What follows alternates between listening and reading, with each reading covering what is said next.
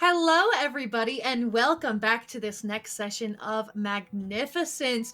I am here as always as your dungeon master. My name is G. I am very excited to have you here. It is a pleasure to DM this game with all of these wonderful players and wonderful audience. Very excited to get into today's adventure. As always, just a quick thanks to Sarsen Games for writing the source book that we use in our campaign, Oracle's Vagra.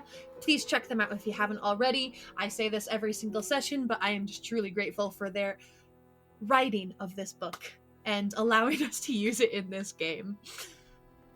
Let's get right into it with a quick recap of our last session.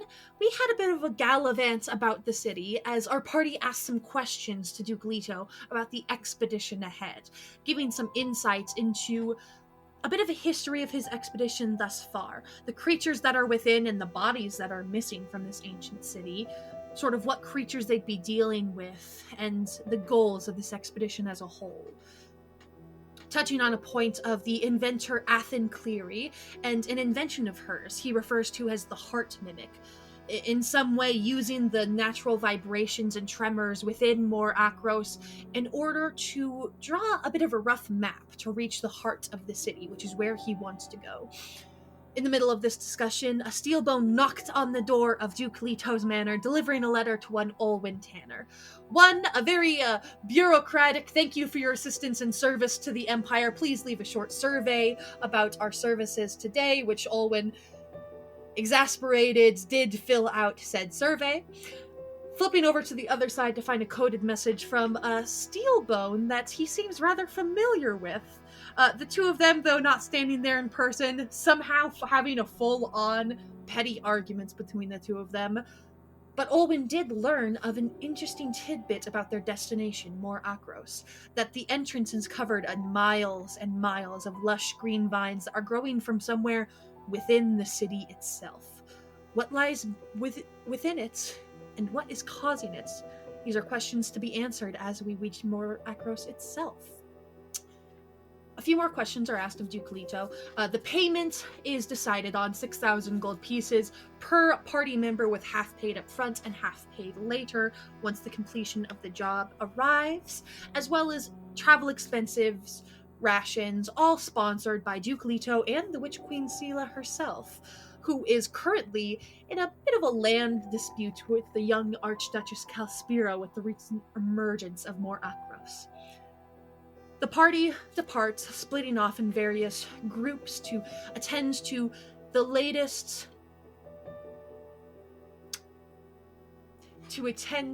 their various loose ends to tie up within the city. Alina gathering some supplies from her home, giving notice of where she'll be, and then continuing on with Suda to visit the apothecary, getting some potions and herbs. Caradwyn going to visit Zara and taking a lunch, much to her chagrin, from Zara for the road. Olwyn, Kuvos, and Sage lucky enough to stumble upon Magda Phoebes, who tricks them with a pile of gourds and burlap sacks, but giving them some insight into not much on the giants of Ashador, but a bit into Olwyn's own personal journey into the natural world.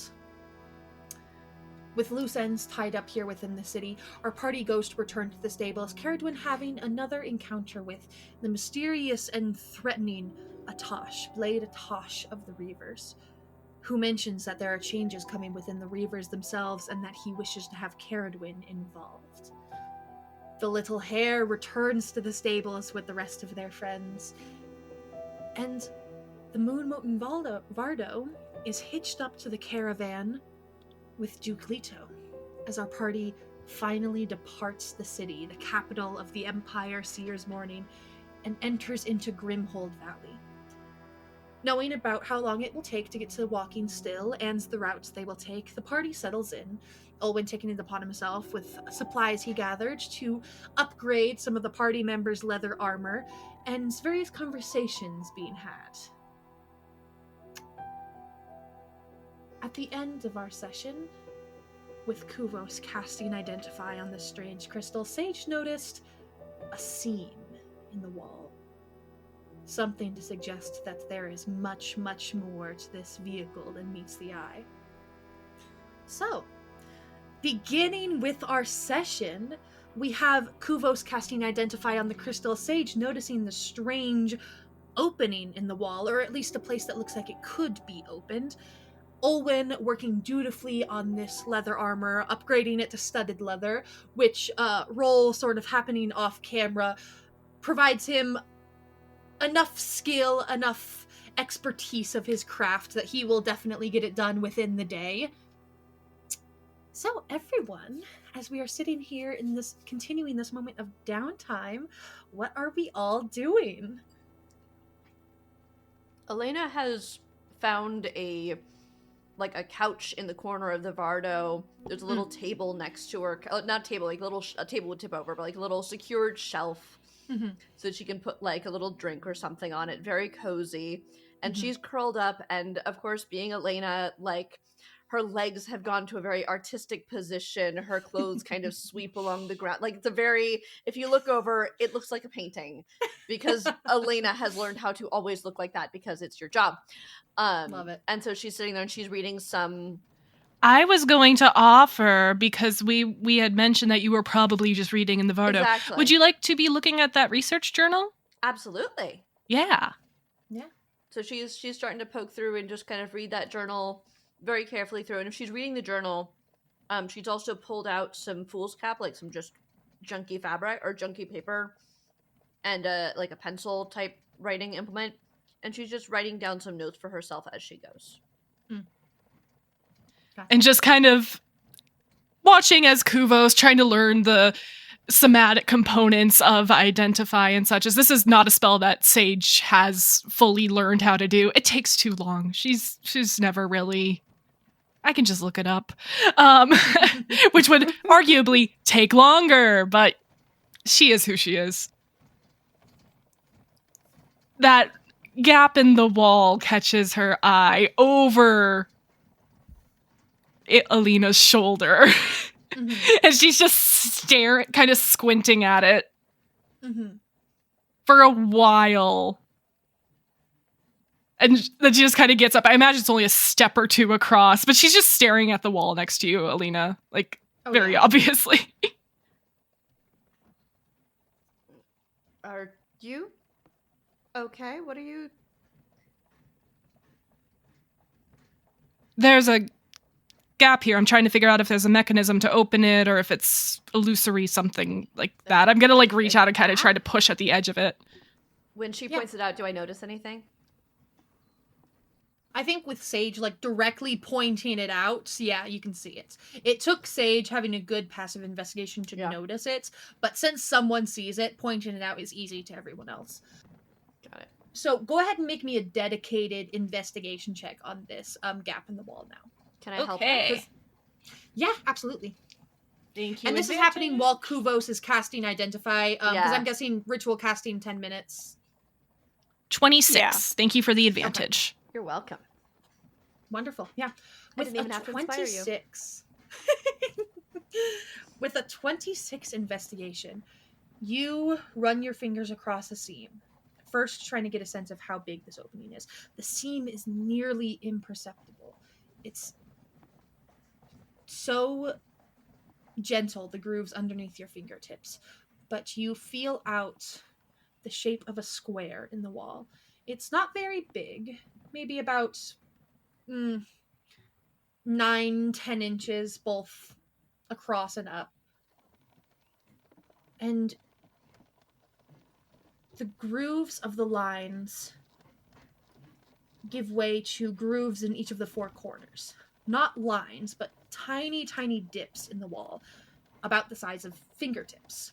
There are 4 of them, one in each corner. You feel when you press on it, it depresses slightly. It pushes into the wall. But when you push on 1, nothing happens. When you push on 2, nothing happens. But all 4 can be pushed into the wall. Can I borrow your hands, Alina? My hands? I suppose so. She puts her hands where Sage kind of directs her to. A little tentative at first, but she does. I think there's some sort of mechanism that needs multiple people to. There's 4. Interesting. All right, let's try it. Boop. The two of you line up your fingers on each of the 4 corners, and the two of you press down on it at the same time. And it depresses in and then pops out. And a hinge on the bottom flips open. And the wall is opened into a small cubby. Just in general, there's a magical energy about this cubby. Looking in, you can see inside, and you see... It's almost like a dark void. You would expect to look in and see, the opposite wall. It's just a small depression in there, but there's magical energy about this Vardo. Are you reaching in? I'm like thinking out loud, this is already a little bit of an extra dimensional space in here, and I'm wondering if this is some additional storage capacity that they had added in. Yes, I am reaching in as I'm saying this. I'm not reaching in. I'm letting her reach in. I'm stepping a half step back just to give myself some room in case she needs to get pulled out. You reach in, and you're on the right track. You're on the right frame of mind, because your arm definitely goes past where it should. It is a lot deeper than it has any right to be. Shoulder deep. You're like, it's, from what you would assume, similar to like bag of holding, extra dimensional space, just on a smaller scale. Like the Vardo itself. It's bigger on the inside, but not by much. Mm-hmm. So you reach in, and you feel a couple of items. First one, you feel a book. Second one, you feel a sort of canvas, what feels like a doll. You feel limbs on it, and you feel like yarn making like hair and like clothing. Those are the only 2 items you feel within. I would love to pull them out. Yeah, absolutely. You pull them out into your hands, and what you have in your hands is first the doll. It's like a sort of homemade burlap, various cloths stitched together little doll. No bigger than like the length of your hand. Definitely like a child's doll, but it is very well made. It is very detailed. The stitching on the clothes, the details on the face. It has a porcelain face compared to the soft body of the rest of it. And you notice it is a depiction of what looks like a hag. Just from its stature, its long knotted hair, its crooked nose. It seems innocent enough. From first glance, it's just a regular doll, but it's a strange depiction for a child's toy. Turning your attention away from this hag doll, you look to the book in your other hand. It is similar to the doll, very detailed, very well made, but also homemade. It's not done by a professional bookbinder, but it's done well enough to keep it sturdy. And on the front, there is a very simply made title, no other text, and it just reads, The Young Elf. It looks almost like a fairy tale. So, is that a book? What is looks that? like some sort of a fairy tale. I'm gonna take a cursory flip through. I was just gonna say, have I ever heard of a fairy tale or a story that started with the name The Young Elf? No, this is nothing that you've heard. Taking a look through, it details the story of a young elven man named Kel, spelled K-E-L, who fell to the trickery of a hag when he came to her asking for a favor of knowledge, a favor of truth. It details that Kel was a young historian who simply wished to advance himself in his field.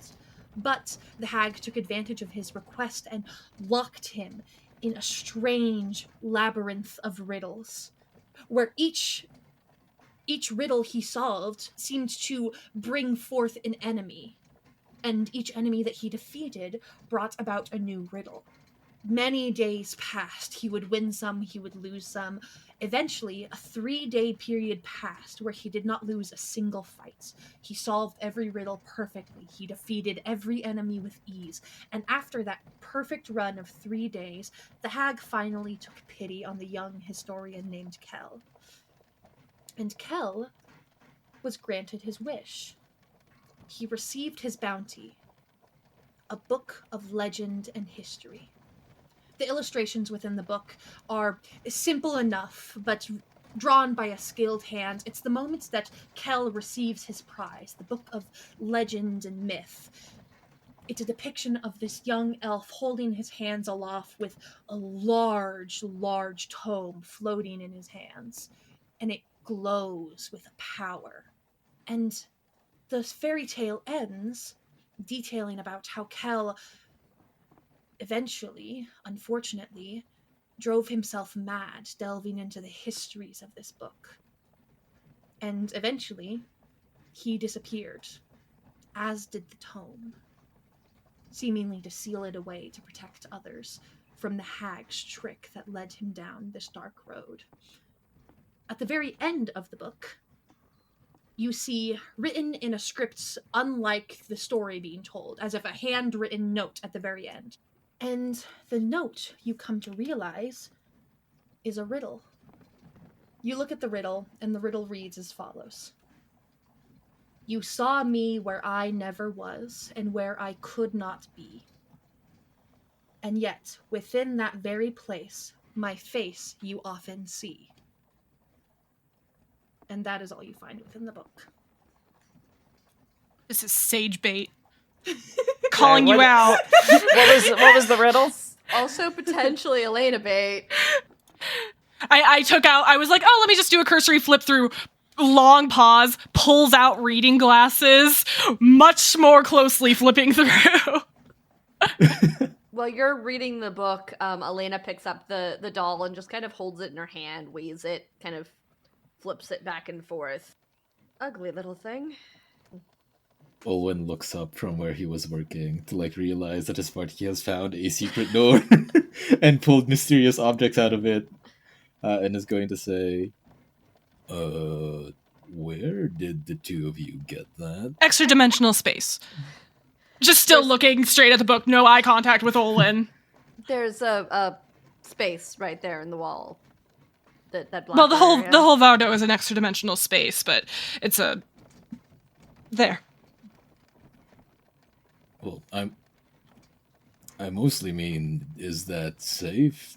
I mean, probably not. Then again, we're on the road to go underground to a place where animals with crystals grafted onto them who grow to very large sizes and sometimes have metal grafted onto them are coming out of the ground. Safety! I don't think that's a main consideration. I would say that is the first consideration. I'm under the impression that we are going there with the intention of coming back alive. I mean, yes. I promise you, Olwyn, I will come back from this book alive. Elena's fighting the urge to pull the book out of Sage's hands and read it herself. She kind of comes in and hovers over her shoulder a little bit, let me see. Oh wait, let me read. Not so fast. Not so fast. Owen turns to Kuvos. I'm not the crazy one here, right? This is dangerous. Kuvos, who has been concentrating on the identify spell this entire time, just kind of looks up. It's been 10 minutes. Yeah, Well- yeah. Kuvos finally looking up from your spell. All of this is happening while you're casting this identify spell. And you finish around this time when everyone is kind of converging on this strange occurrence with this fairy tale book and this doll. So the identify spell, it's very technical. This is the version you've learned from the Conclave. It's almost like, it's kind of funny, but it's almost like equations are flashing in front of Kuvos' eyes. But it's very technical. You see specifications of the crystal, exact size and composition and weight and things like this, and if there's any dirt on it, where those dirt particles rain from. It's like you're reading a science textbook. Mm-hmm. Nothing too out of the ordinary jumps out to you, except for the nature of magic associated to it. You pick up hints of necromancy on this, but your first gut reaction is, oh, okay, so undead, mutant rats, okay, that seems normal. The necromancy associated with it is less of bring things back from the dead. It's more stitch things together, heal things.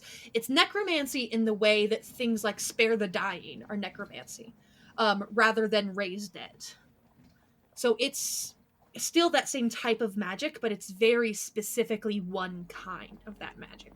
And that's sort of the magical essence you pick up from this crystal. So essentially it has some sort of healing properties to It's it? a healing crystal, yeah.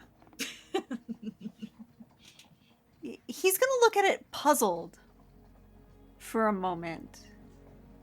Especially if the kids were using, like... If it was embedded in the rat. And if the kids were using...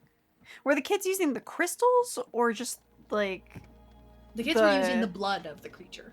Okay. And they were, like, diluting it and mixing it with other things to make the poison. Okay. He's gonna look at Sage. And I think that's when, like, to divulge this information, I think that's when he clocks the book and the doll. And the open, like, cubby. Yeah. As Olwen is looking at him to be like, this is weird, right? And he's just like, apparently I missed a lot in 10 minutes. Sage. It's a mirror, right? Looking at Alina. I'm awful at riddles, but possibly.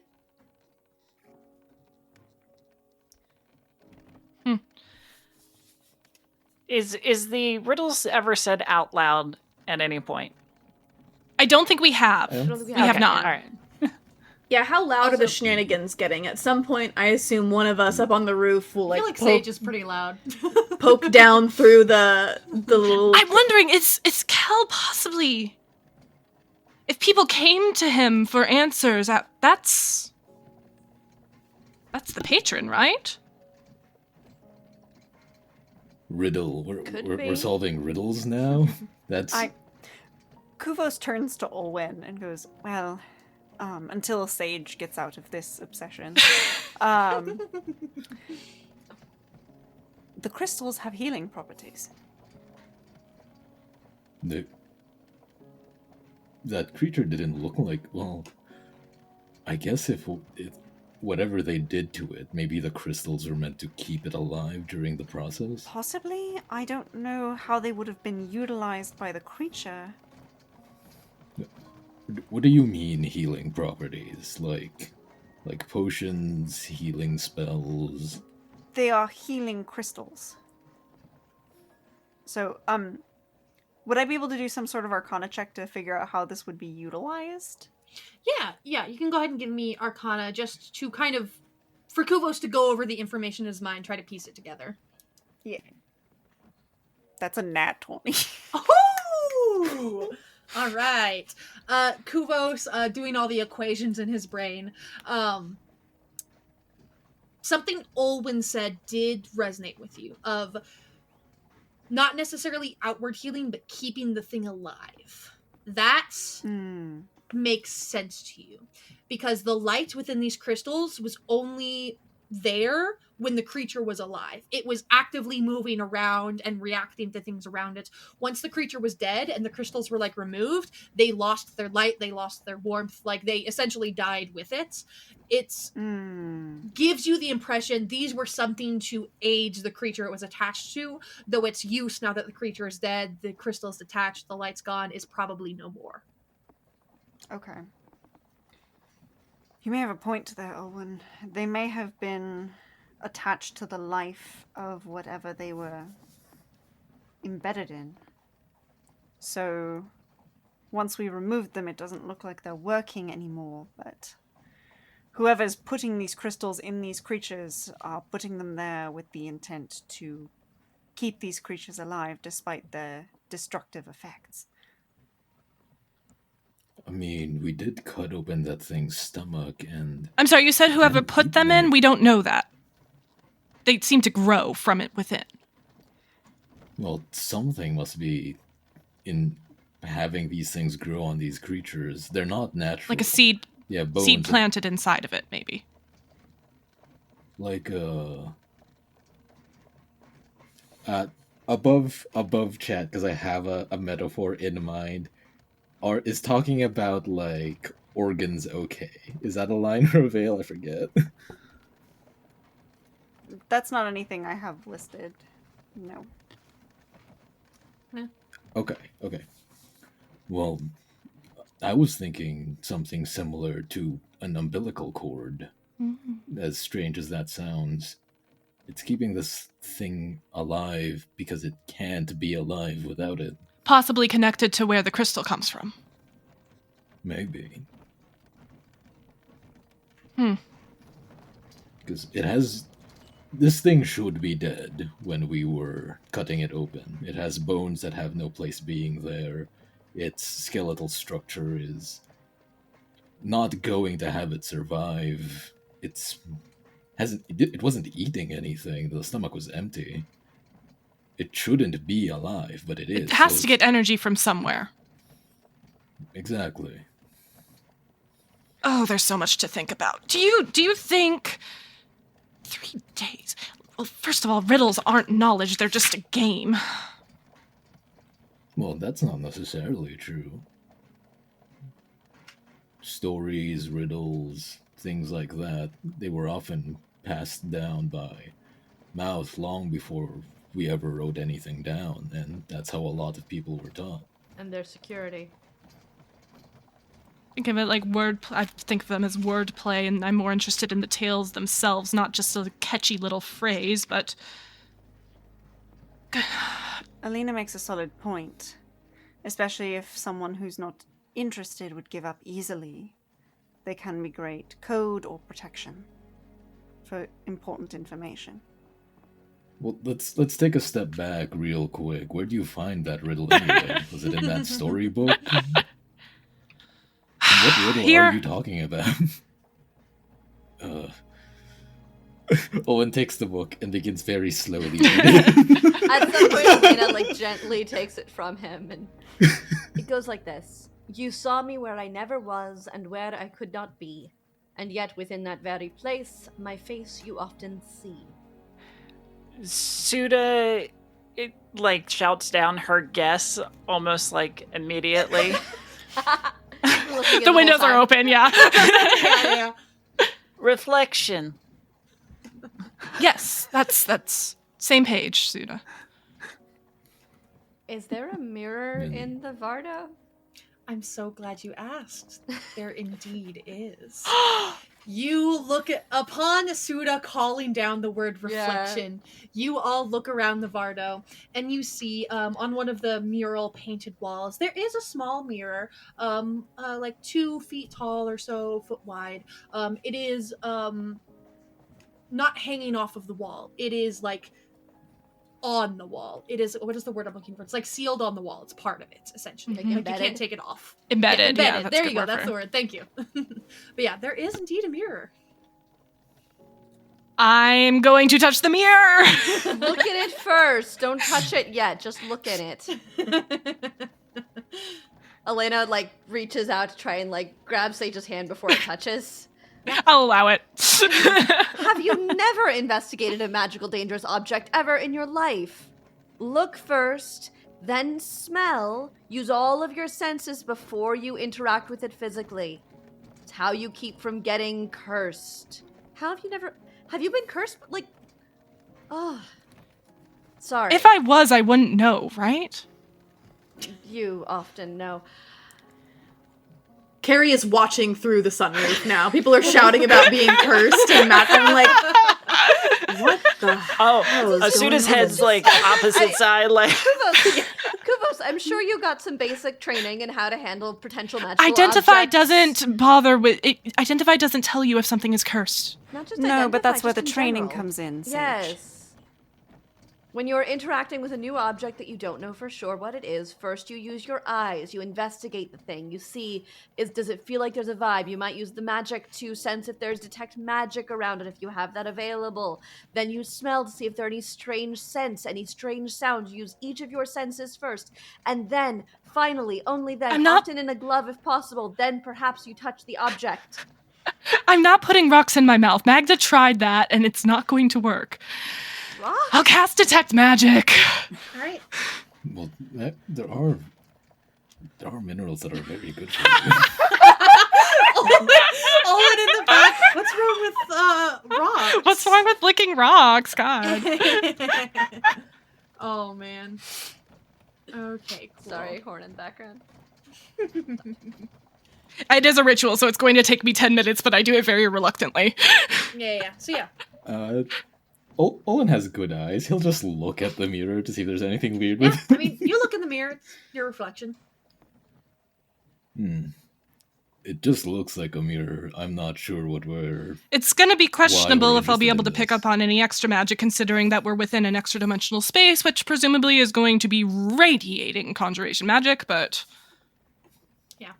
I'll I say... mean, technically, I can also cast Identify. Yeah. Oh, shit. Technically. Mm-hmm. I'll say easily enough, Sage, you're right on the money. You guys are, like, kind of within an extra dimensional space at this moment. You get, like, conjuration overload. It's like, hold on. Because it's all around you. Blinking away the spots, tuning the focus of the spell so that it's fading into the background. Yeah. Your, sort of detect, identify sort of spells of the similar type are definitely very different from Kuvos's. It's less like mathematical equations floating through the air and things like that. It's more so you feel like warmth and cold. You feel temperature fluctuate and the light in the air change, and so it's very much a feeling, something that you can see. It's a lot more subtle. It's similar in the way of how the Coven teaches. It's something that you work with rather than something that works for you. But yeah, you definitely do detect conjuration all around you. Focusing in, you do see it.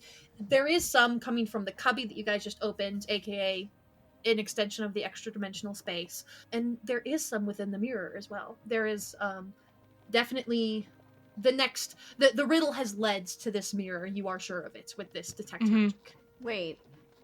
Before we do anything else, the story, what did it say? It said that that Kel would solve a riddle, and when Kel solved a riddle, then an enemy would appear. And then when the enemy was defeated, there would be another riddle and then another enemy. But if we're about to solve this riddle, does that mean that we're about to deal with an enemy? You know what they say about curious kobolds. Let's just... I believe the saying is curiosity got the cat, but satisfaction brought it back. Let's just... Owen, are you done with our armor yet? Am I done with the armor It's gonna yet? take another, like, couple hours, like 2 hours or so. Is it wearable at least? Yes, it's wearable, but I need 2 hours to finish it. In its old state. It's not going to give you the new stats. It's wearable. No. You're going to have to take the time to put it on and everything, and it'll halt Olwen's work, of course. I'm gonna just be like, I'm taking that back for a little bit. I'll give it back to you when I'm done. I can give you the gold. Don't worry about it. Puts it back on. All right. We're not opening a mirror without armor on. Can we, while everybody gets ready because they think this is dangerous? I'm kidding. I know this is stupid, but I'm excited. The doll. Does my detect magic ping anything on that since I have it going? Your detect magic does not ping anything off the doll. It is just a doll, presumably a prop to go with the story. Interesting selection of character to create merchandise of, but okay. All right. What are you guys doing? Done. That was just me trying to make sure I still had that 1 AC. I'm No, sorry. that's fair. Yeah. Yeah, I guess after we don armor, Owen's like in a huff, like looking at the mirror, going like, "Well, you can't tell if it's magic or not. It just is. looks The like a mirror to mirror me." does have some magic coming from it. It is certainly significant. It's just hard to say because all I can pick up in terms of the type of magic is conjuration, because that is overwhelmingly what the Vardo consists of. Okay. Can Kuvos, while we're staring at it, do some sort of investigation check to see if there's any... if we're thinking that this is the mirror, then he's gonna see if there's anything that would reveal further secret compartments. Just sort of anything investigate like the that. mirror or the Vardo as a whole. Let's start with the mirror, and Okay. then he would expand out from there. Yeah, go ahead and roll for the mirror. Is there any way I could grant advantage on this with the help action? Yeah, if you also want to assist investigating. It's mostly just getting a second pair of eyes looking around. Well, Okay. Well, we had the nat 20, and then my dice were like, nope. That's a investigation. That's a 15. 15. Looking at the mirror, you know there's some magical bit to it, but just like doing good old investigation around it, you see no other seams, no other grooves, nothing like the cubby in the wall that was able to be pushed open. Whatever is binding this, you would have to guess it is magical. The first one was just how perceptive are you. This one is there needs to be some sort of magical element to interfere here. He's gonna kind of look at Elena. It doesn't look like there's anything non-magical to it. At least not from what I'm seeing.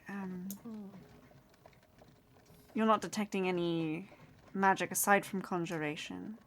I'm not sure how this would activate otherwise.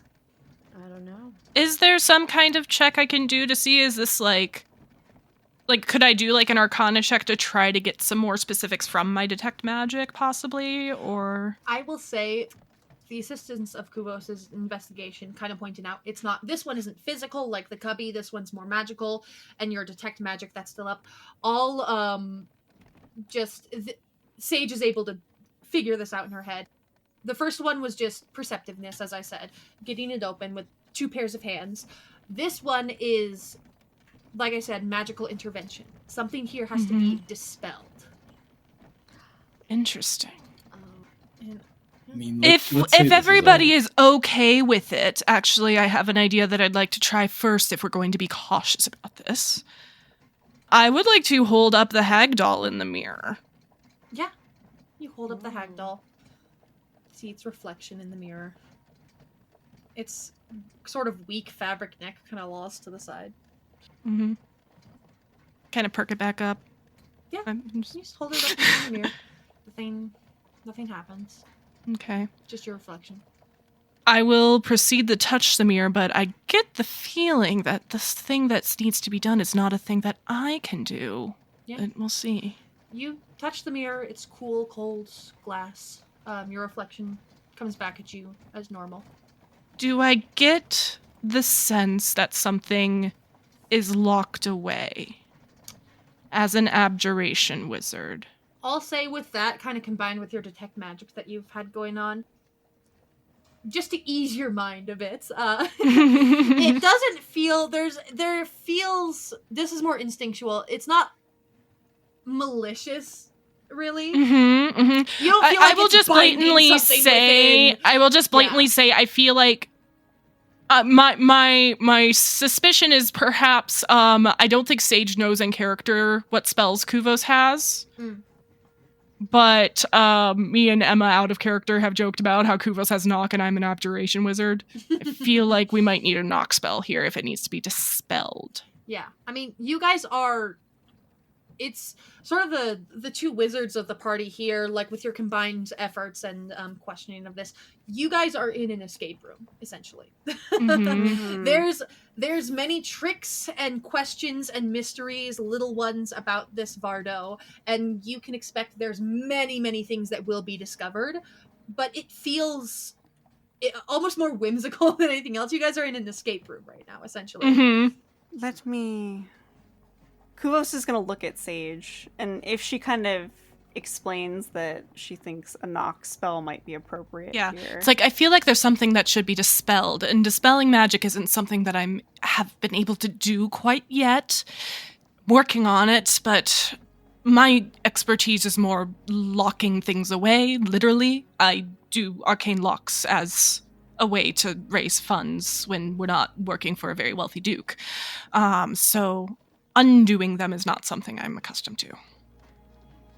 I mean, if we have a magic object that we want to know what it does, Kuvos, didn't you just use a spell that looks at a magic object and tells you what it does? I did. I don't know that... Could we use that on the mirror? You know, that is quite a good idea, but it would take more time. I might be able to do it faster. And Kuvos would take out and hold out the pearl that he was given by Leto. Mm-hmm. By all means.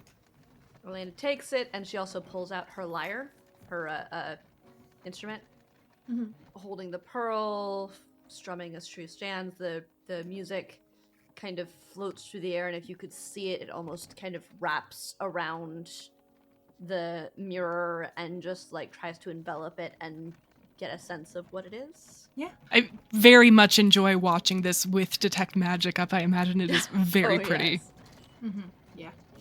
Yeah, you can see the magic at work, and given that it's weaved in with song, it is a wonderful thing to view, and it's very pretty lyre playing as well. Alina, I'm so glad you're casting Identify. Oh damn. Oh, do I have to roll too? No. Okay. Well, remind me, because Identify. It's a bard that- spell.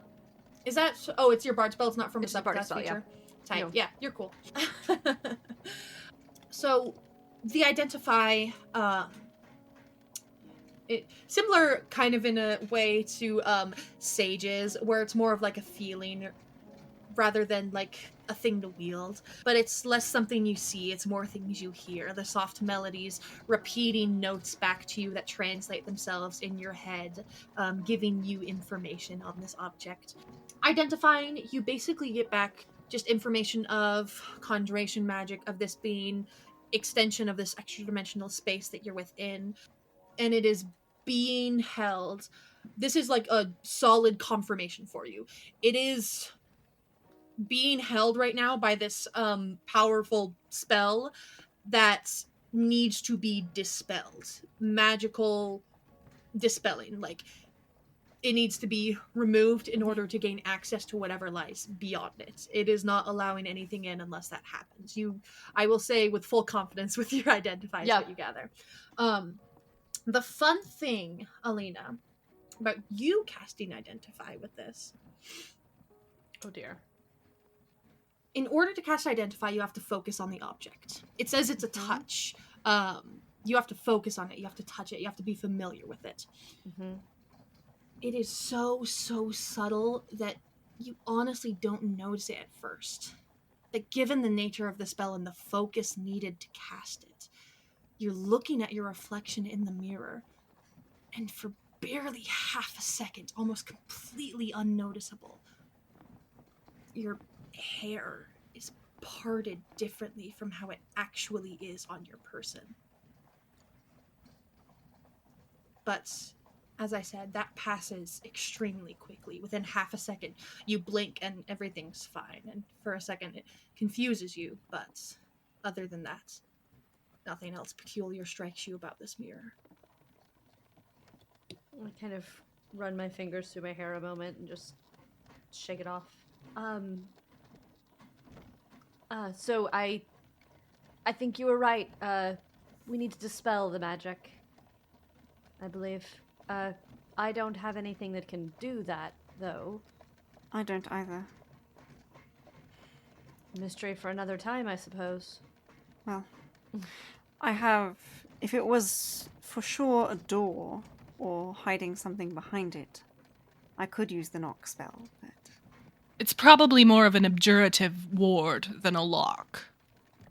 then it's not going to be of any use. Above the table, would the DM put something in front of us that we can't do? Yes, if it's an upgrade. Fair. Oh, wow. It's almost like you guys don't have access to that spell yet with this object that's going to be in your possession for a while. It's almost like you know exactly what spells I'm taking when I hit level 5. Weird. I know, weird. It's almost like when you guys level up, you're going to gain access to a spell that's needed to advance this I love it. I fucking love it. I am not mad at all. This is awesome. fantastic. Cool. All right, well, if there's nothing we can do with this, can I have everyone's armor back? I'd really like to get back to working on it. Elena, like, almost absentmindedly takes off. She keeps glancing at herself in that mirror and seeing if she can, it's like she's trying to recapture that slight moment and, see if it happens again. So she just kind of, every time that she is over by it or near it, she kind of stares into it for a second. And since no one here really knows her that well, you might just think that she's being, super vain and looking at herself in the mirror. But if you're a little bit more intuitive, you might be able to tell it's something more than that. Yeah. Nothing else peculiar happens with your reflection, I'll say, for the duration of this downtime.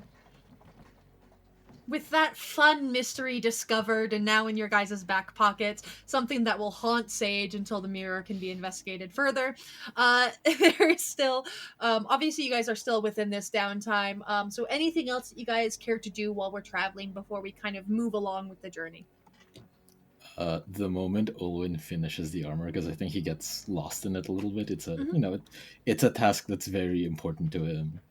It's something he enjoys doing. I think the moment he finishes it and it comes out well, he does like almost like weirdly and excitedly like gets up, goes to like find Alina to like show it, and Look what I made. hand it back and he's going to say, "Here, take a look at this, and tell me that is not fantastic craftsmanship." Elena picks it up, and at first she's very much into like, I just have to be nice and tell this person that they did a very crafty thing, that they did good, and like, that thing. And so she's like, oh, it's very nice. It's very, oh, I really like how you tucked that in. Ooh, and that's a nice little detail right there. Yeah. And oh, that stud is exactly where people always seem to hit in that, like, oh, nice. Really nice work. This is thank you. Thank you very much. Starts putting it back on and like testing it, moving around in it. Yeah. In the, cramped confines of the Vardo, but not that cramped. She can, move around in her armor. Mm-hmm. I think Owen, like, very self-satisfied, begins to hand back the rest of the armor. He gives the one back to Carrie. And I think mostly just to himself. He's like echoing back the words, going like, "Made by the greatest craftsman in Sears morning. I'll show you." Oh, I love How long is studded this leather armor? Is Yeah. what it's now. Cool. Yeah, Olwen Thank you. paid for it and put in the work. Yes, you guys studded leather armor now. Nice. Hell yeah. How long is this journey? So you guys are, I'll say currently, it's like, I can't recall time of day in sun cycle, but that doesn't matter. Sun has risen a few hours past the horizon, but it's only about like, it's about like midday maybe. You guys have been traveling for hour or two at this point. It'll take almost the entire day before you get close to Beggar's Hole. So you're basically just going to be traveling through the valley for the next day and a half, 2 days. And you're only a few hours into the first day. And is the plan to stop over at Beggar's Hole? Yeah, the plan is to stop at each of the cities, regroup, Okay, gotcha. restock up on supplies, things like that. Okay. All right. Once Suda comes back down from the roof, Kuvos will climb up to where Carrie is sitting still. I hope I'm not being a bother. Little late for that. Oh, What is it? Well, I had a question. You were with Suda when... And he climbs all the way up out of the little skylight, not wanting to finish the conversation where there might be prying ears, and goes to sit near Carrie, still leaving a little respectful distance. He hasn't quite gotten a read on Carrie yet, but he knows she's dangerous, and he doesn't know if that danger extends to him just yet. You were with Suda when we got the keys to this wagon. Mm-hmm. When she got the keys to this wagon. You saw her accept them, correct? Yes, that was the question you came up here to ask. I spoke to her this morning. She has no recollection of accepting them, of having found our vehicle. She asked me where it came from. And a question is forthcoming, or... Well, isn't that strange? Sure, if you want it to be. If you could tell me something about our current situation that isn't strange, I might be even more surprised. I suppose you're right. It is very strange to end up traveling with a bunch of strangers and, well, looking into mutated monsters. I don't know. I guess I wanted to confirm I wasn't crazy. See if anyone else was as concerned as I am. I about will that reach fact. into my bag and pull out one of the sandwiches I was given and hand that over to Kubos. At first he takes it thinking it's something related to the conversation. And then when he unwraps it and finds a sandwich, looks back at Carrie confused. We all have our secrets, Kubos. I think they'll all come to light in due time, but there is no need to go digging where we haven't been invited.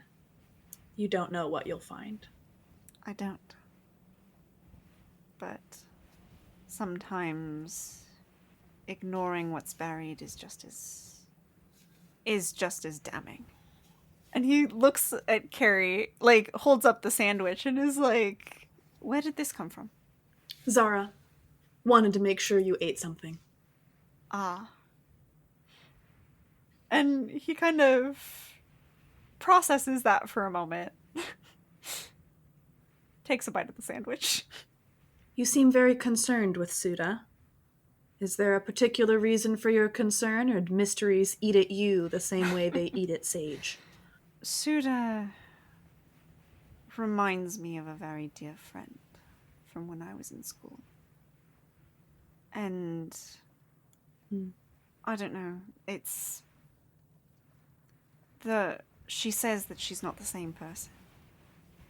Those mannerisms, they come out every now and again, and I can't help but not let it go. And I don't know if that's something that'll fade with time. But until I know for sure, I can't necessarily brush off the possibility. I won't make an effort to discourage you, because it's really none of my business, but just sometimes the things that are buried deserve to stay there, you know?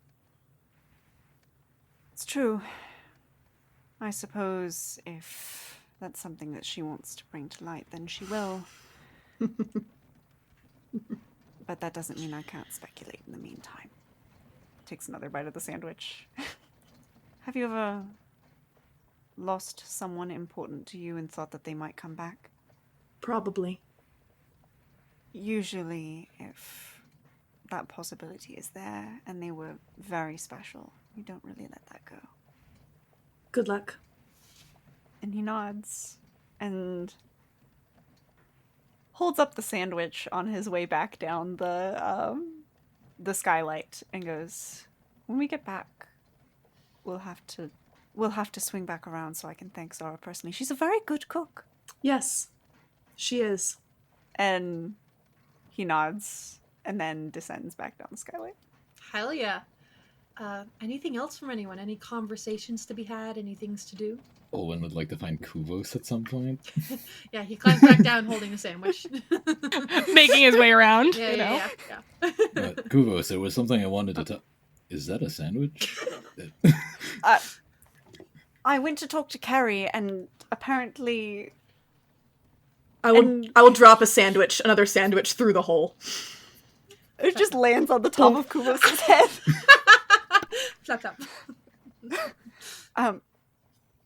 Holds out the sandwich to Olin. What the fuck? Carrie brought Subway and she didn't share?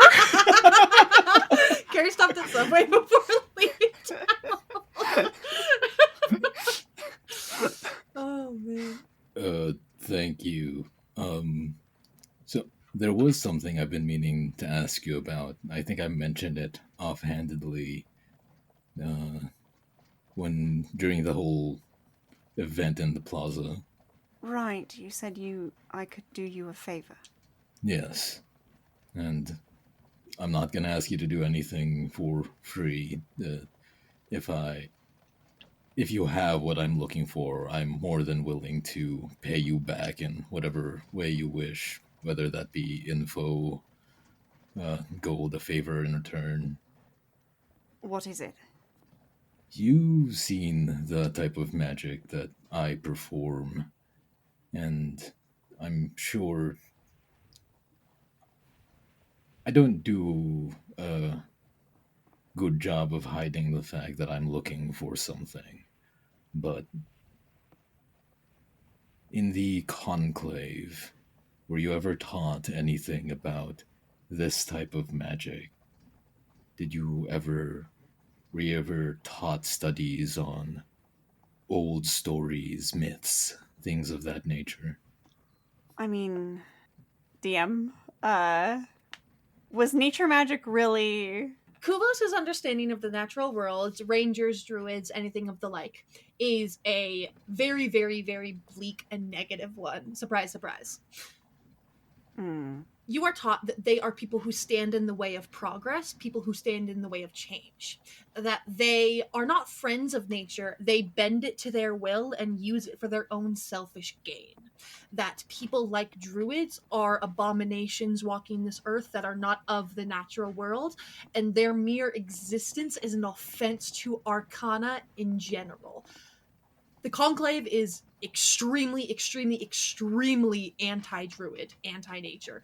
They are based in Understone, the carving kingdom of all places.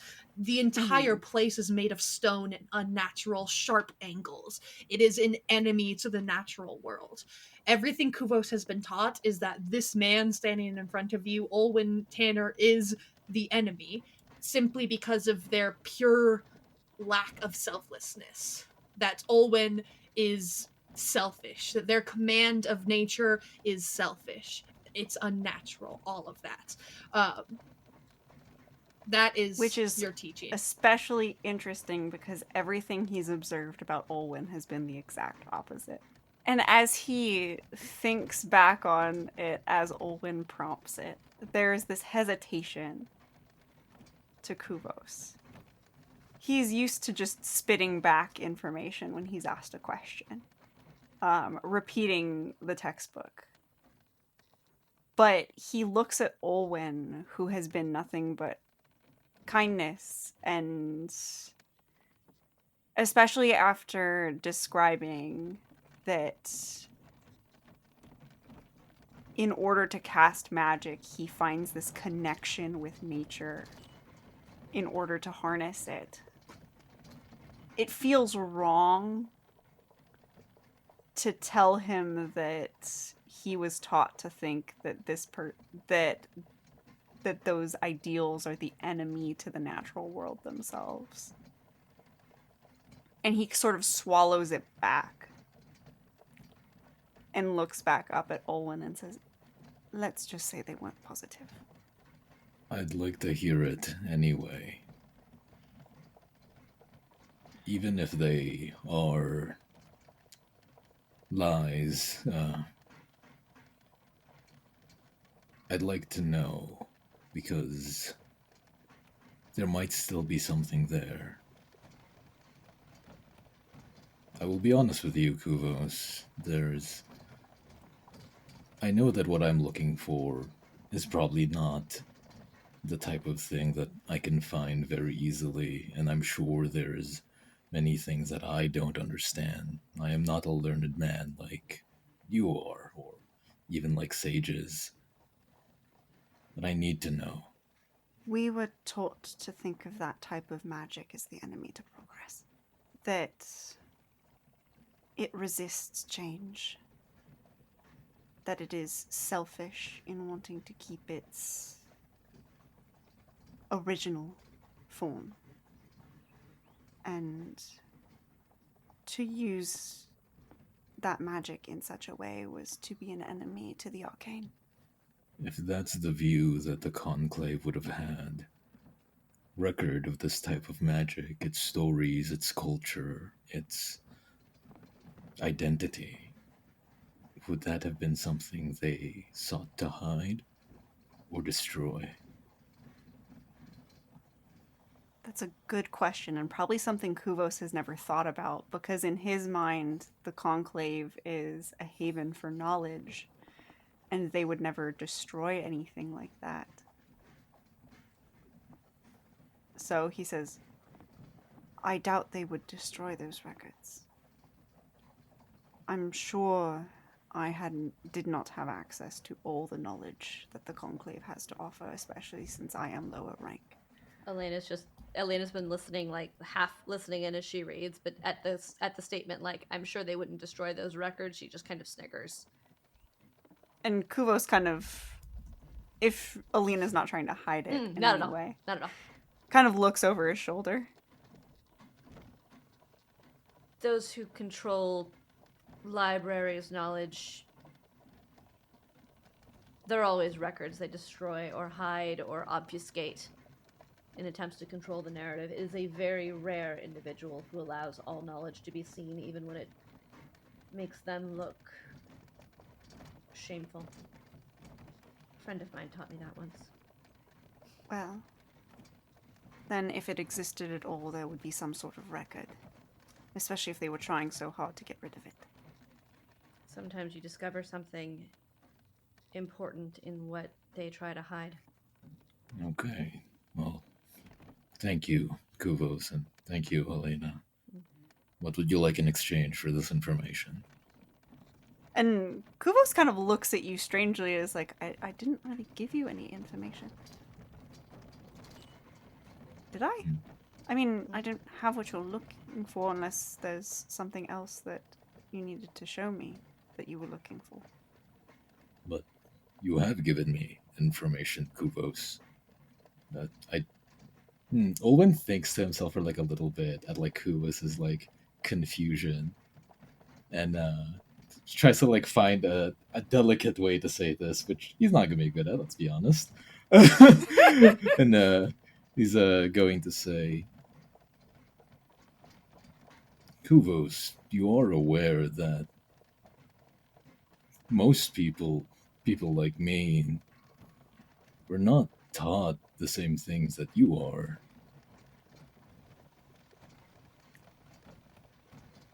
And Kuvos thinks on it for a moment. And you see the confusion cross his face again. Because he kind of nods and he's like, well, I would think that you wouldn't be taught that you were an enemy to nature, but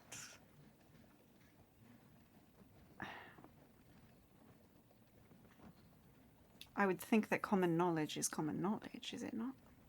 Common knowledge is only common knowledge between those that it's shared to. So how does telling me the Conclave's views on your magic help you if you're looking for something specific? Because it tells me that they may have destroyed it or they may have hidden it. Sometimes a can- lack of information is information in itself. Yeah. And as hopeful as it might seem, maybe they didn't destroy all of it. Maybe there is some trace of it left. Or maybe they And- didn't have it in the first place. At I the think very there's a least- lot that the Conclave doesn't know, Kuvos. At the very least now I can look for it. But that regardless, what would you like in return? Kuvos thinks for a moment. I doubt there's much that the Conclave doesn't know. Speaking more to Sage than Olwen. But there are likely approaches they have not tried. I'm sure you know what's going on with Oshador and the giants that are rising from the ocean. Have I heard about that? That is, Oh yeah, it's like common knowledge. It's not very talked about though, so not a lot of details are known, but the gist of it. Olwen will nod. I intend to go back and eventually figure out what's causing these giants to rise and destroy it. I don't know what the best approach is yet. That's what I'm studying for, so that I can apply it. But if there are facets of magic I have no access to that could be useful, it would likely be your gifts. I'm not saying you have to come with me specifically, but if possible, I would appreciate it if, when I do return,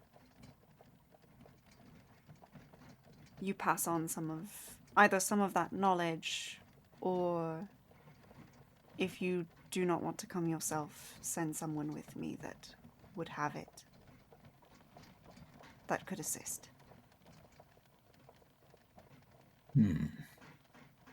Well, my magic is very limited. I don't believe myself proficient enough in it to be able to teach someone else. But if understanding this type of magic is something that would be useful to you, and that is what you would like in return for what you've told me, then there is one thing that I could show you right now. And Kuvos nods. Olwen will move towards like a window of the Vardo, sort of calling like Kuvos to like follow. And he will. When we were going to go get Ozit, you casted a spell then. The fog that you made. Mm-hmm. How do you cast that spell? What goes through your head as you make it? Well, I think about the elements that are a part of it. Water, which is hydrogen and oxygen. And I think about the state that those elements need to be in, solid, liquid, or, in the fog's case, gas. And I simply manipulate the particles in order to create this fog. Okay. I can cast a similar spell. I don't know if it's the same one or if you would call it of a similar name. But when I cast it, it's less about what it is and more of what it's there for. There are creatures that hide in the mist. They see it as a form of protection. They adapt and find sanctuary in the obfuscation. Other creatures use it to their advantage. They hunt. They use it as a trap, a means to find their targets unawares. In that sense, then, a mist, a fog, it can be seen as more than just that. To the creatures of this world, it can mean safety, it can mean home, it can mean ferocity, it can mean danger. And when I can empathize with these feelings, when I understand this more than just from knowing it, when I feel the sense of that safety, of that danger, of that ferocity, then the wind and the water that's there forms the mist. And as he like says that, and like looking towards like the window, he'll just let out like a silent breath and cast fog cloud as like a small fog trails behind the Vardo. Huh. And Kuvos kind of observes and thinks on it. So it's more an emotional and arcane attachment than logic. Yes. You could look at it that way. I never thought to use it like that before. I think as you two are standing at this window, kind of going over this lesson almost, comparing differences in magic and how you interact with it. You feel it, but you mostly see it as you're looking out the window. The caravan that's pulling along this Vardo slowing to a crawl and then a stop. And you all kind of feel it and see it outside the windows. Caradwin, atop the roof, you see before anyone else why it stopped. About 20, 30 feet ahead of the very front of the caravan, you see a conflict. There is one plate armored knightly type gentleman, kind of longish, shaggy brown hair, and tanned, scarred skin, holding a large sword out in front of him and holding a hunter type behind him. Seems to be an ally that he has behind him in sort of protection. As 5 ruffians kind of are surrounding them, and he's holding out the blade. You see the caravan has slowed to a stop. The knight of House Telcaster leading the charge has stopped and whistled out to some of the others, signaling there's trouble ahead. The knight's type that's holding off these ruffians looks up as he sees the caravan, as the ruffians themselves, the bandits, turn and see your caravan as well, a smile creeping across their faces as they seem to see other prey. The knight in the center of this conflict takes his chance, rushes forward with his sword, drives it through the stomach of one of the bandits, and lifts him off the ground with such strength, throws the bandit behind him into the tree line completely. And 4 bandits remain. Everyone, please roll initiative. Oh boy. That escalated quickly. Some of my favorite words to hear, honestly. You guys showed up in the middle of something going on. Indeed. I was rolling to Definitely. see how they were doing in this conflict. As we were going, that's amazing. Yeah. 21. Okay, Sage, what was yours? 14. 14. Oh, sorry, 13. 13. 13, sorry. Caradwin? I forgot which character I was playing. 19. 19. Suda? 7. 7. Kuvos? Kuvos got a 16. 16. Olwyn? Cool 15. Cool. 15. Alrighty. And Alina? 21. 21. Woo! Wonderful. So as this slows to a stop, that knight in the middle of this conflict, taking the opportunity to strike, protecting the charge behind him, you all enter into this fight as well, with Alina at the top of the round. Before we do anything moving into this, Alina, what is your passive perception? My passive perception is 15. 15. Not hard to see, especially for you, as this is heraldry that haunts your nightmares sometimes. Emblazoned Oh shit, what? on the plate armor of this knight, protecting the hunter behind him, you see what you know as the 3 Screaming Man. A 3-faced man locked in a look of terror on each of the 3 faces. This is heraldry of House Damseer, 3rd house of the Empire. Is this on the night? This is on the night. And that is what you notice at the Oh, top of your shit. round, and it is your turn to start us off. So first thing I do, we stop. I'm gonna stick my head out the window, just be like, what is going on? See this, see who it is, see what's going on. Mm-hmm. And if anyone can see my face, you're gonna see that it's suddenly very closed and very shuttered. Like there's something going on here.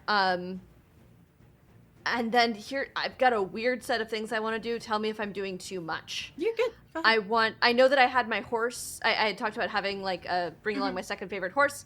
Kind of in my head, they were latched to the back of the Vardo. Mhm. So I want to get out and get onto my horse just for mobility's sake.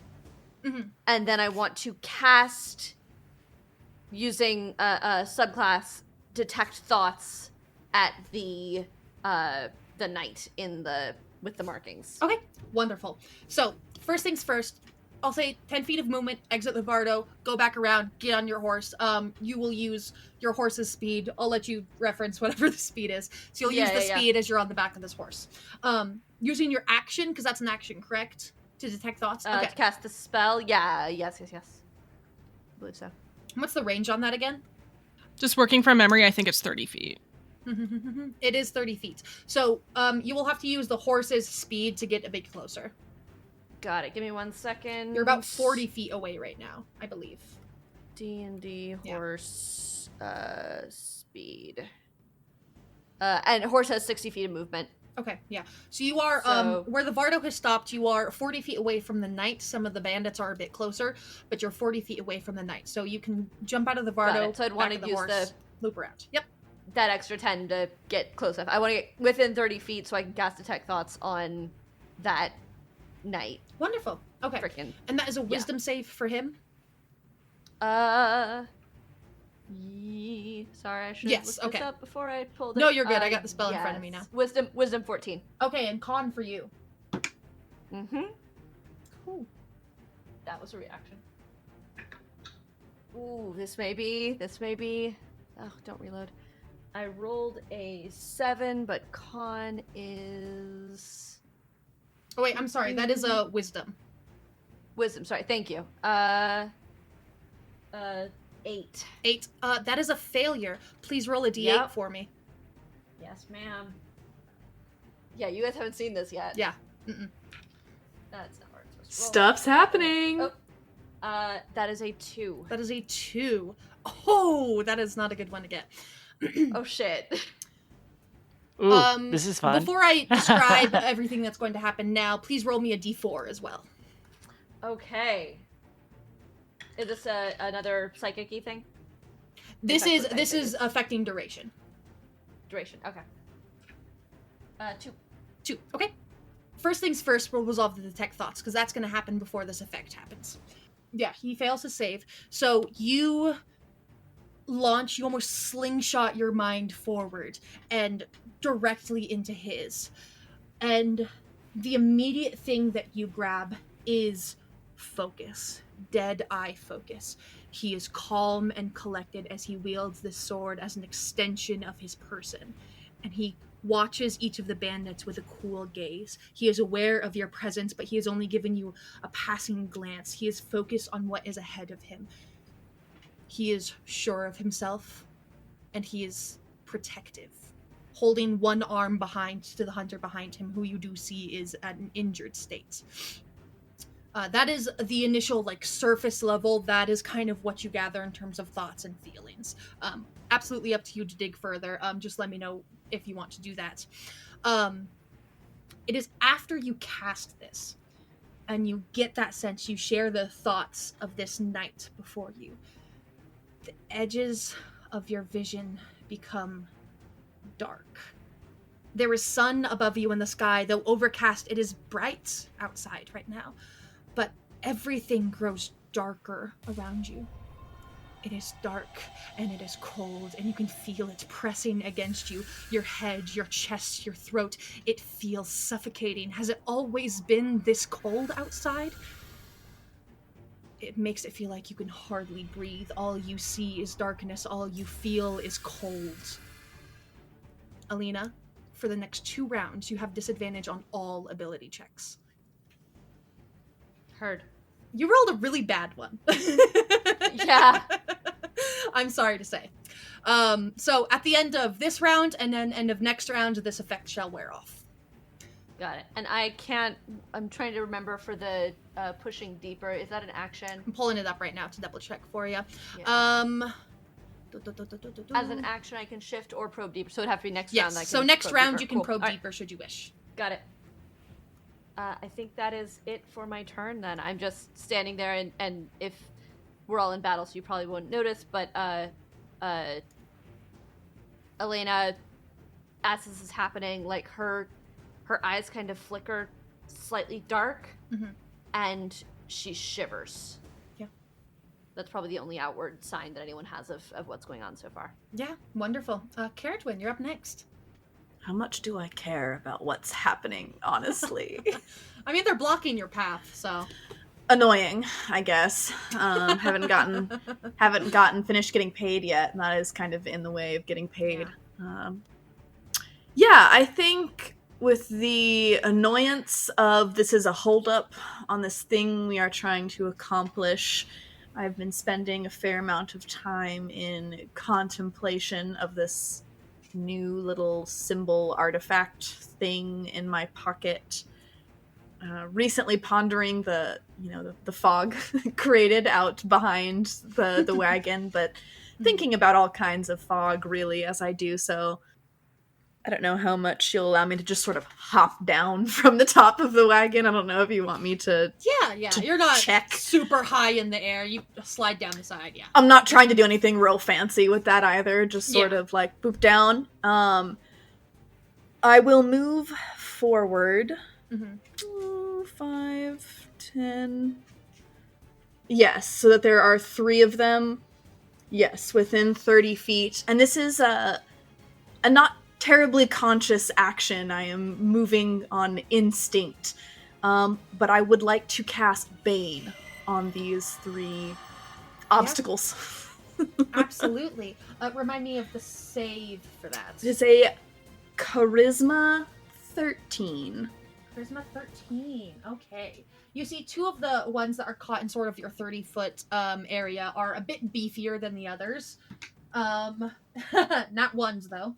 And the other one succeeded. So the 2 of the beefy ones failed, so they are Banes. The weaker-looking one rolled pretty good and succeeds. Yeah, I think that's it. I've just moved forward, and it's this sort of, unconscious casting of this spell. I am sort of pulling from this weird energy within that I have only really started to contemplate, and I'm a little spooky looking, and so that's how I have baned these. Given this is guys. your first casting of this cleric spell, like, what do you think, if you have any visual, you don't have to, of course, but if you have any idea of how it affects them, how it looks on you, anything like that you care to elaborate on? I think as I'm moving forward, holding still the symbol in my hand, I don't know if I'm conscious of holding it, I think the shadows just sort of move out from me, and as the shadows extend and touch these bandits, they feel that chill of cold, freshly turned earth. The smell of deep, rich soil fills the air. All right. Love it. Next up, we have Kuvos. Alrighty. Kuvos looks out and is kind of confused about what's going on also. But seeing these bandits surrounding this knight and hunter, he doesn't really know anything about most nobility or houses. So nothing would register for him there. I think you would only recognize it just because it's a house of Understone. And more specifically, House Damseer has control of Wolves Landing, which is where the Conclave is located. So I think you would definitely recognize House Damseer. Okay. And I think in that moment, he debates until he sees Carrie casting. Well, I didn't necessarily. He debates until he realizes that they're in the way.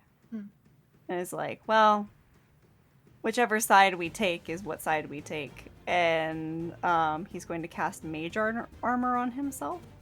And I think in order to get a better view of everything and essentially wait to see what his companions do, he's going to go ahead and follow Alina's lead and move a little closer, but off to the side towards the woods. So he's going to move off to the right in the same direction that Alina did, and sort of have the woods at his back as he's watching these ruffians. All right, absolutely. And you said he cast Mage Armor, correct? Yes, he casts Mage Armor on himself. Wonderful. Is that it for Kuvos? Yep, that's all it can do. Okay. Next up at the end of Kuvos' turn, you see the knight actually prepares to go. You all see the knight moves forward a bit to the one closest towards him, pushing the hunter behind him so he falls back in the grass, but away from the bandits. With the hand free from protecting the hunter, grabs his longsword with both hands and swings it around, feinting at the last second as the bandit goes to duck, and instead, with expert speed, flipping around to the other side and catching him as he ducks, driving a deep gash across the chest of this bandit and making him immediately fall back and fall to the ground. Taking care of the bandit pretty quickly, and it kind of makes you guys realize you have definitely walked in the middle of a battle. Some of these people are already injured. Some of them have already taken attacks and such. But the knight steps forward and quickly wipes one bandit away from the conflict, which brings us directly to the bandits turn up next. The next one that is a little bit not as beefy, the one that succeeded on the Bane, is going to turn towards Caradwin, the closest one of these newcomers that have entered the fight. So this bandit is just going to raise up a crossbow of hers and just take a shot at you. That is a 3. She misses, and that is the end of her turn, and the other bandit's dead. We're up to Olwen. Good turn for the bandits. So, Olwen sees the knight wearing a noble symbol, does not care about this guy.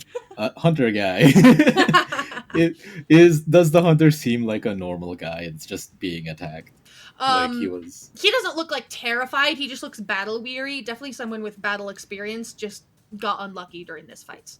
And we're sure that these are like bandits looking to like make a quick buck of people going down the highway. Yeah, from what you know of bandits, they have the same appearance, same stature.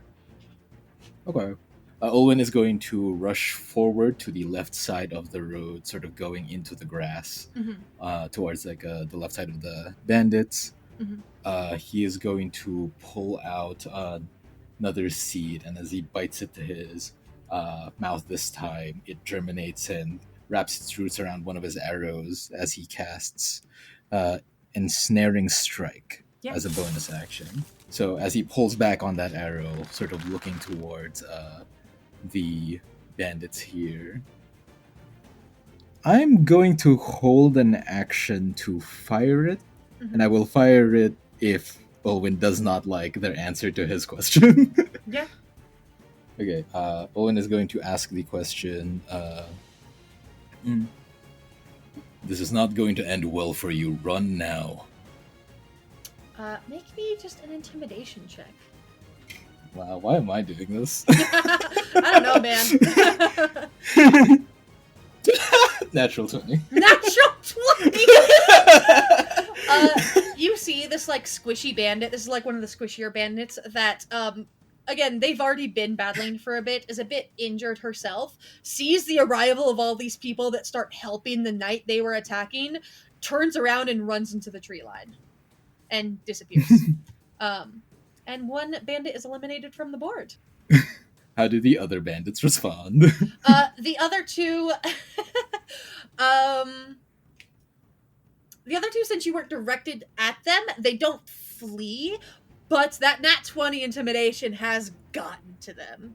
I'll give the next people that attack on these two remaining bandits advantage, just because that was a great intimidation. Okay. I'll still hold the arrow. I'll only fire if they decide to continue fighting and not run. Yeah, absolutely. Sage, you are up next.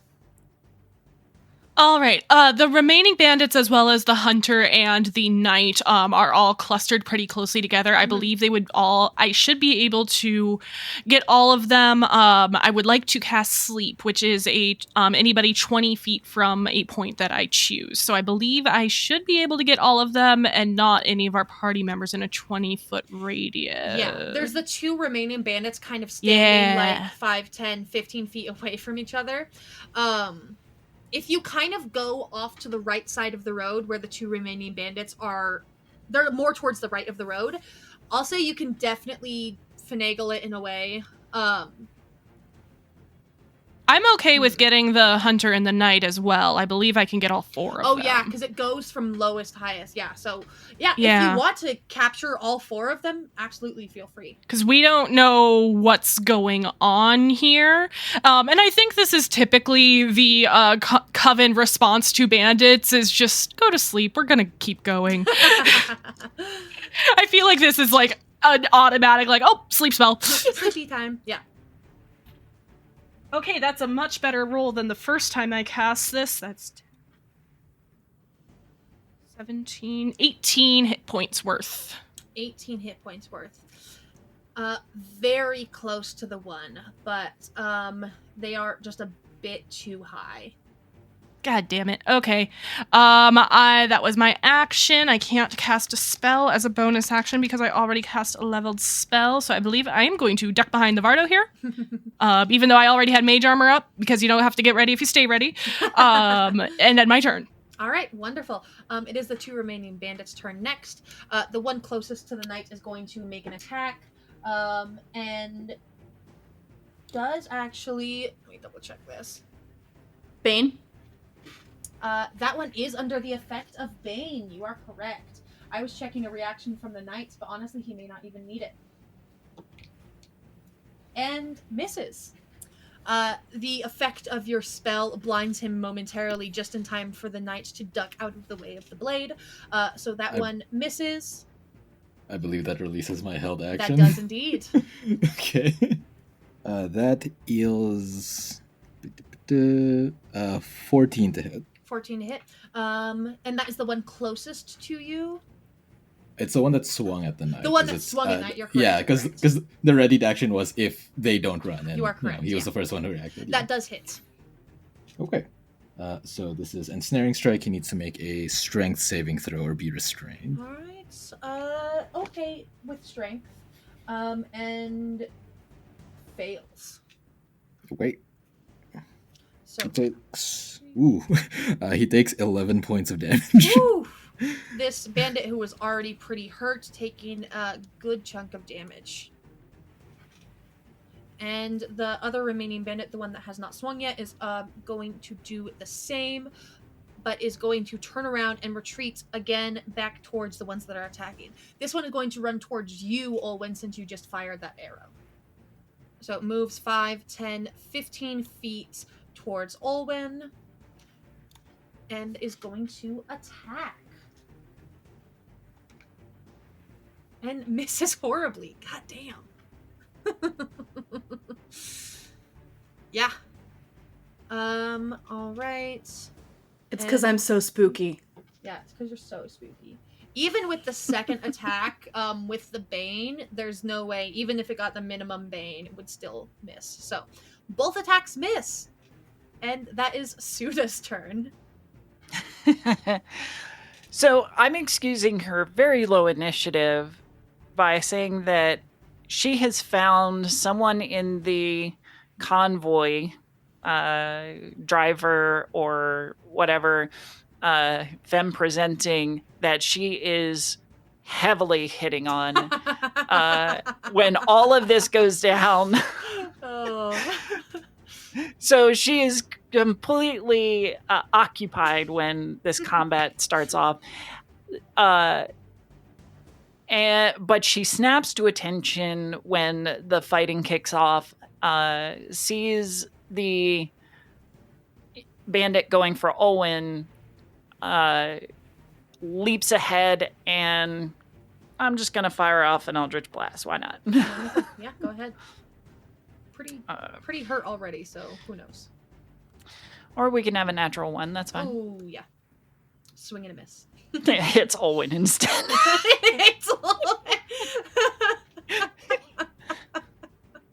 Say, ha, you mill.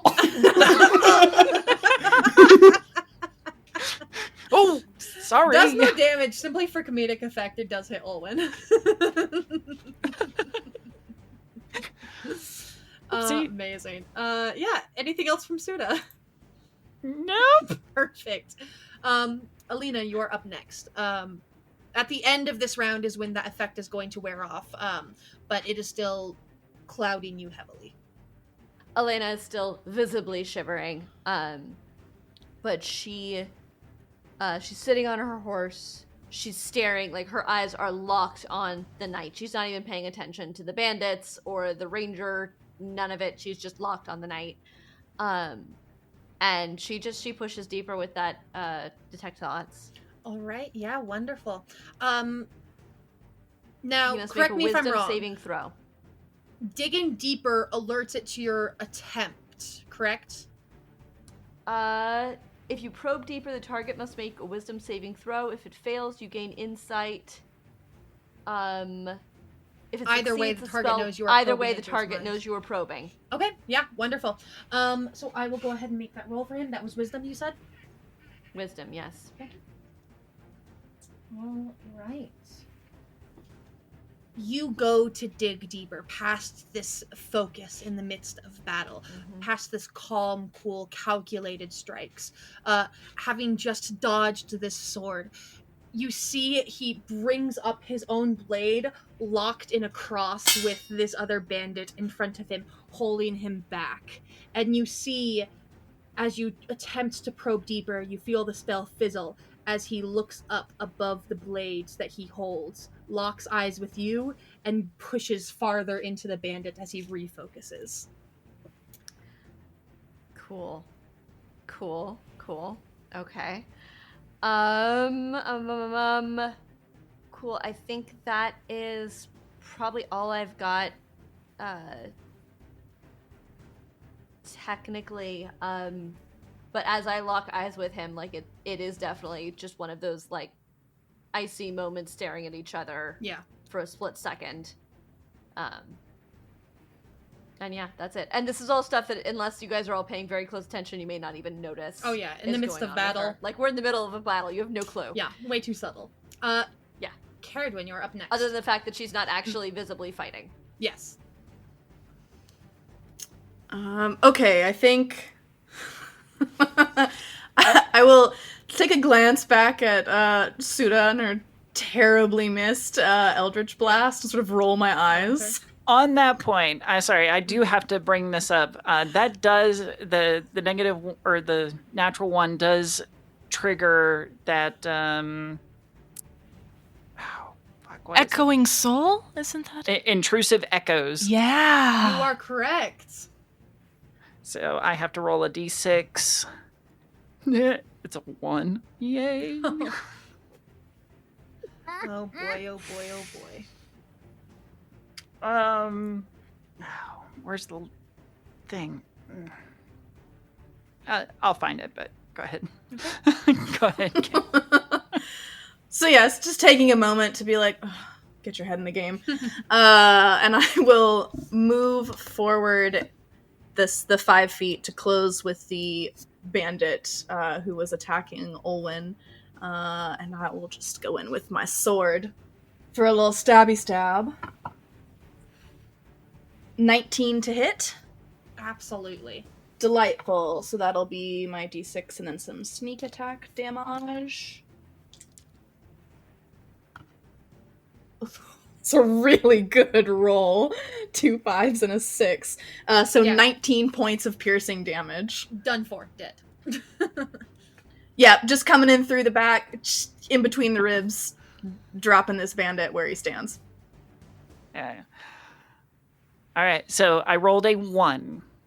My soul is linked with that of a person elsewhere, perhaps in another dimension, world, or plane. Oh, that's the how your echoing soul works. If you scroll down, that's where the roll table is. Yes. So Sorry. one Ooh, is got you. Oh, you are charmed by a creature you can see for 1 minute until the creature damages you.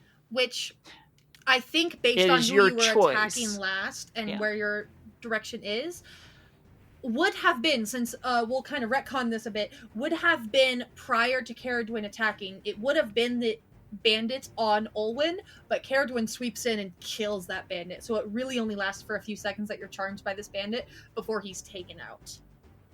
Okay. Which works out Perfect. great. Yeah, sure. All right. Wonderful. Olwen, you are up next. There is just the one bandit remaining, and that is the one near the knight. It's the one I have restrained, right? Yes. Olwen is going to close the distance then, running back into the road towards the right and sort of moving in to be in melee with the bandit. Mm-hmm. And I'm going to say, like, very...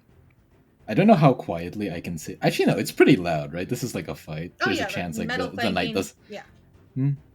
So, like, sort of moving in to attack this one, I'm going to whisper to them, do you intend to continue this? Is this really worth your life? Make me one more intimidation. Also, you can do this with advantage because he's restrained. 17 minus 1, 16. 16. You see the bandit steal his gaze at you and continue to pull against the restraints. I'll attack him twice with my short swords. Yeah. That is a 25 to hit for the first one. Yeah. And that is a 23 to hit for the second one. Yeah, those hit. Honestly, I don't think you even have to roll damage. This guy. Okay. Yeah. Because I was gonna say, because I totally skipped over initiative. The knight was technically supposed to go first, so even if you hadn't killed him, yeah, He would have. I was gonna say, I think He would have we taken skipped- another. Yeah. Oh, sorry. Go I ahead. think we skipped Kuvos too. Oh yeah, That's wait. We okay. skipped, I think we did skip. Where is my initiative order? Because Kuvos- Kuvos went after Carrie. And you said Yeah. Olwen, and I was like, I'm gonna let it go because Kuvos really doesn't know what's happening or what he's really supposed to do. So he was just looking you're for totally right. opportunities to buff people, but so You're totally This- right. Apologies. all good.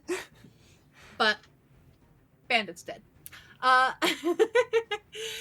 Through various methods, one way or another, the bandits are vanquished from this small battlefield that has sprung up.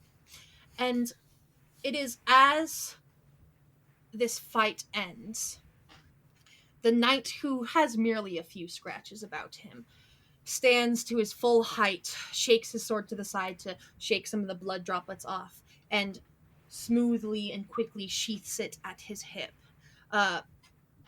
Outside of battle, this knight is tall, tanned, freckled skin with shaggy brown hair, as I said. Copious amounts of scarring across the left side of his face and going down his neck. From an explosion, an accident, whatever it may be. At the end of this battle, his sword now sheathed at his hip, he takes merely a second to take a breath before looking towards the rest of you and immediately bowing at the hip out of respect, before raising to his full height again and lifting his chin, mostly focusing on Alina down the road from him. And he says, echoing across this now empty road, I thank you for your assistance. I am the maimed knight, some may call, but you may call me Sir Solomon of House Damsier. And that is where we're going to end our session. Woo! Thank you, everyone, for joining us once again. I hope you had a fun time amidst the escape room mystery and a quick little battle here at the end to draw things out, with a bit of a complication between Alina and, once again, a mysterious knight. I wonder if this will be a trend. Alina having relations Alina with a and her knight? knight? What? What? I promise I didn't really think of this until it started happening, but it's fine. But now it's a theme. Now Now it's it's a theme. Now I've got to roll with it. Thank you guys, everyone, for joining. We will see you next time. I do hope you will tune in for our next adventure.